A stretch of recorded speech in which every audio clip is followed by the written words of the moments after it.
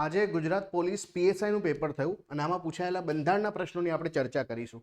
સૌથી પહેલો ક્વેશ્ચન છે કે કયા સુધારા અધિનિયમે ભારતીય બંધારણની પ્રસ્તાવનામાં ફેરફાર કર્યા? પ્રસ્તાવના એટલે કે આમુખ, અને આમુખમાં ફેરફાર આપણે 42માં સુધારાથી કર્યા છે. તો ઓપ્શન નંબર એ 42મો સુધારો 1976 બિલકુલ સાચો જવાબ છે. બીજો ક્વેશ્ચન તો તમને બધાને ખબર જ છે કે ભાઈ કેએસ પુટ્ટસ્વામી કેસ ભારત સરકાર સામેનો કેસ હતો, જેની અંદર આપણા મૂળભૂત અધિકાર તરીકે આપણને શું પ્રાપ્ત થયું છે? તો આપણે રાઇટ ટુ પ્રાઇવસી આર્ટિકલ 21 અંતર્ગત રાઇટ ટુ પ્રાઇવસી આપણને પ્રાપ્ત થયું છે. એટલે અહીંયા આવશે ગોપનીયતા. ઓપ્શન નંબર સી આપણો સાચો જવાબ બને છે. બીજો ક્વેશ્ચન છે કે મૂળભૂત અધિકારો ભારતીય બંધારણના કયા ભાગમાં છે? બધાને આવડે કે ભાઈ મૂળભૂત અધિકારો ભાગ નંબર 3માં આવે, તો ઓપ્શન નંબર સી જે છે આપણો અહીંયા સાચો જવાબ બને છે. ભારતનું બંધારણ તેની અંતિમ સત્તા કોની પાસેથી મેળવે છે? તો વી ધ પીપલ ઓફ ઇન્ડિયા, આવું ચોખ્ખું આપણે આમુખમાં લખ્યું છે. એટલે અલ્ટિમેટ સત્તા જે છે ભારતની પ્રજા પાસે છે. તો ઓપ્શન નંબર એ જે છે આપણો સાચો જવાબ બને છે. પછીનો ક્વેશ્ચન છે કે આર્ટિકલ 19 હેઠળ મૂળભૂત અધિકાર કોને આપવામાં આવે છે? તો આપણે જાણીએ છીએ કે આર્ટિકલ 15, 16, 19, 29 અને 30 આટલા અધિકારો ફક્ત ને ફક્ત ભારતના નાગરિકોને જ પ્રાપ્ત થાય છે. તો અહીંયા શું આવશે? વિદેશી નાગરિક નહીં આવે, ફક્ત ને ફક્ત ભારતના નાગરિકોને આવશે. નાગરિકો, ભારતમાં વસતા તમામ લોકોને નહીં, ફક્ત ને ફક્ત ભારતના નાગરિકોને આવશે. ઓપ્શન નંબર ડી સાચો જવાબ બને છે. ચલો પછીનો ક્વેશ્ચન જોઈએ.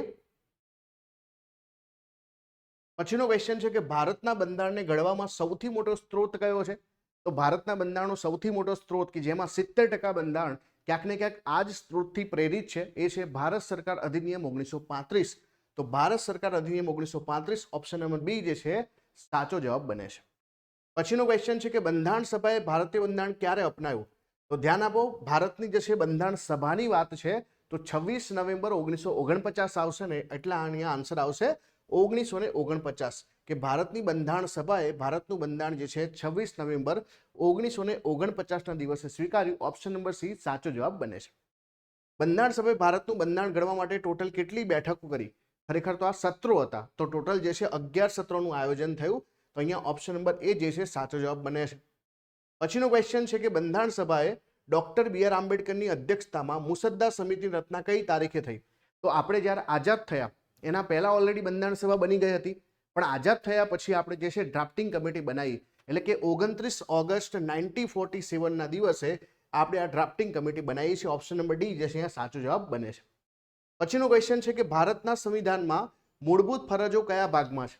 મૂળ બંધારણમાં તો હતી નહીં, પાછળથી આપણે ઉમેરી છે ફરજો.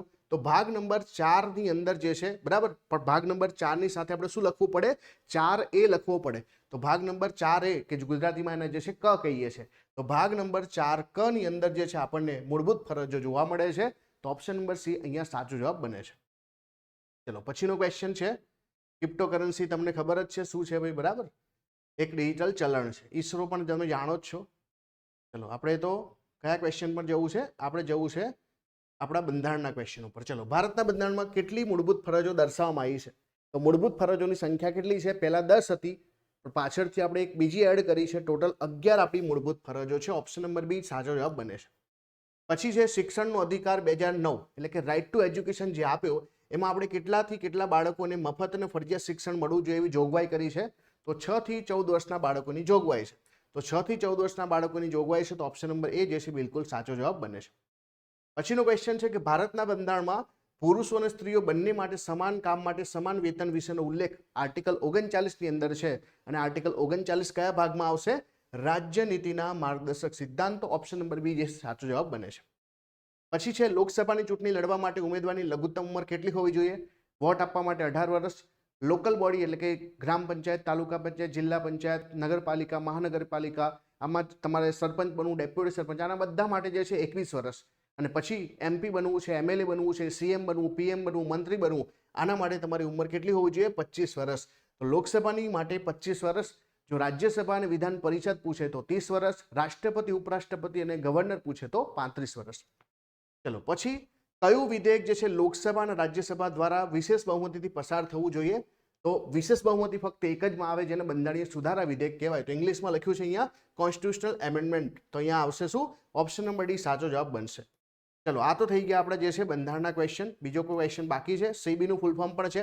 તો સેબી એટલે કે આ જે છે આપણી સેના માટેની એક રેગ્યુલેટરી બોડી છે. તો security and exchange board of India, option number A જે છે આપણો સાચો જવાબ બને છે, securities and exchange board of India. પછી કેશવાનંદ ભારતી કેસનો સરસ મજાનો ક્વેશ્ચન છે.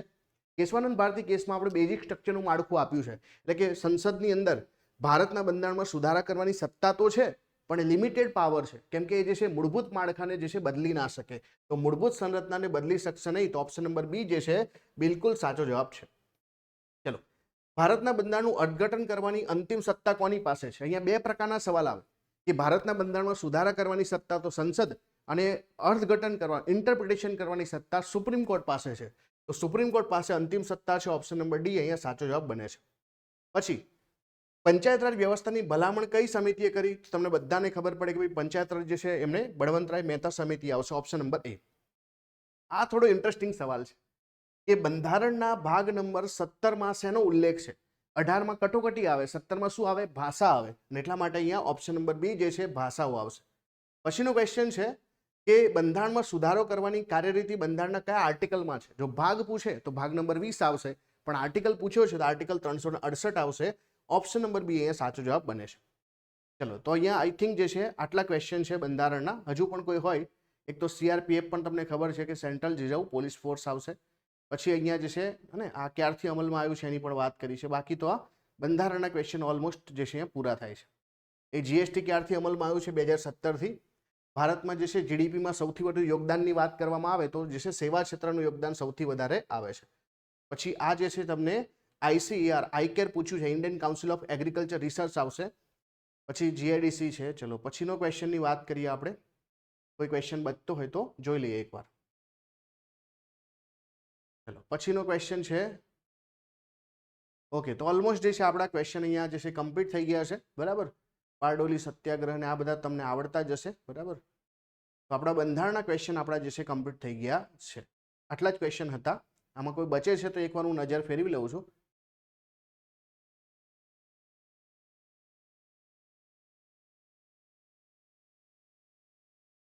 ચલો, તો આઈ થિંક જે છે કમ્પ્લીટ થઈ ગયા છે આપણા બંધારણના ક્વેશ્ચન. આમાં તમને કોઈ ડાઉટ છે તો કમેન્ટ જરૂરથી કરજો, અને આમાં તમને કોઈ પ્રોબ્લેમ હોય તો પણ જે છે. ચલો, અહીંયા તમને અમુક ક્વેશ્ચન છે કમ્પ્યુટરના, એ પણ જોઈએ. પ્રથમ કમ્પ્યુટરની શોધ કોણે કરી હતી? તો ચાર્લ્સ બેબેજ આવશે. પછી કમ્પ્યુટરની રેમ એટલે શું? તો રેમનો આપણે શું કહીએ છીએ? Random access memory. તો random access memory, option number B. AI શું છે ભાઈ? Artificial intelligence. ચલો, ત્યાર પછીનો ક્વેશ્ચન છે કે રોબોટિક્સમાં કઈ ટેકનોલોજી ઉપયોગ કરવામાં આવે છે? મશીન લર્નિંગ છે, વાયરલેસ છે, કૃત્રિમ બુદ્ધિ છે, ઉપરના તમામ. તો આમ તો જે છે તમામે તમામ વસ્તુનો આપણે ઉપયોગ કરીએ છીએ. ચલો, ક્લિયર છે? યુનેસ્કોનું ફૂલ ફોર્મ પૂછ્યું છે, આ પણ તમને આવડે એવું છે, બરાબર. પછી અહીંયા કયા ગુજરાતી કવિને જ્ઞાનપીઠ પુરસ્કાર જે છે વાત, તો અહીંયા આ પણ તમને આવડે એવું છે. 4 લોકો યાદ રાખવાના છે તમારે. ચાલો, તો આ જે છે આપણા આજના ક્વેશ્ચન થઈ ગયા.